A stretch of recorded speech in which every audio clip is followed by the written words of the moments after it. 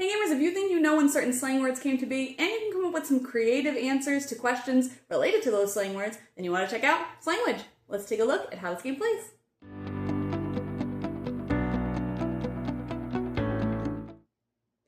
In this game, players are trying to have the most points at the end of the game. They'll earn points by guessing the correct decades that slang words are from, as well as having the best answer as according to the judge each round for whatever the category happens to be. So each round, the judge will roll the die here to select a category. So in this case, we're going to create a song title or a band name for the word bougie. So no matter what the category is, players will guess what decade it's from. So I'm going to go ahead and guess the 2010s, and then I would create my song title or my band name.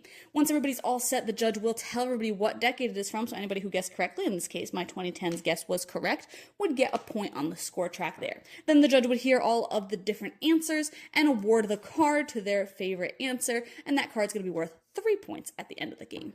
The different categories include writing a definition for the word, creating that song or band title, drawing an image that represents the word, creating a TV show or movie title, creating a product name or tagline, or to guess or invent a slang word based on the definition. When that's rolled, we're going to take from the bottom of the deck so no one can see the word, and then the player, who is the judge, will read out the definition, dumping someone over a video call, and the example, just not saying the bolded word, so he got blanked. She even put the meeting on their shared calendar. And then players would create a word that kind of sounds like it would fit that. And again, they would just get the card if they have the best answer.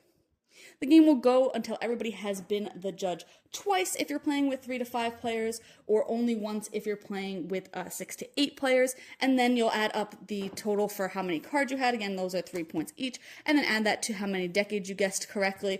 And then the player with the most points wins. Overall, I thought this was a lot of fun. It was a pretty unique theme, and it was a really fun thing to kind of look at all those different slang words, kind of see when they came about. A lot of the guesses for what decade things actually started in were way off because you just don't realize how long words have been around sometimes, and I think that that's really fun.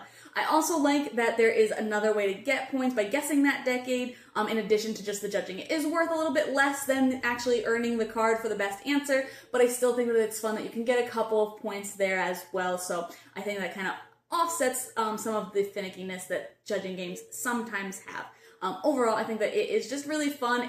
It's very silly. All the answers are going to be kind of silly no matter what the category is, but I also like that there's different categories. You're not always judging a product name. You're not always judging a song title. It's going to be all different things and play to all different strengths. There's drawing and word association. There's the category of guessing or inventing the word itself, and that's going to be way different than all the other categories where you have a baseline, you have a word to work off of. So I think that the categories also really help all of the rounds feel a little bit unique from one another as well. But overall, if you like this sort of style of game, I think this is a pretty good one, and like I said, it's silly, it's fun. I think it'll appeal to a pretty wide audience. But you can check out my thoughts on the blog today to decide if this one's for you.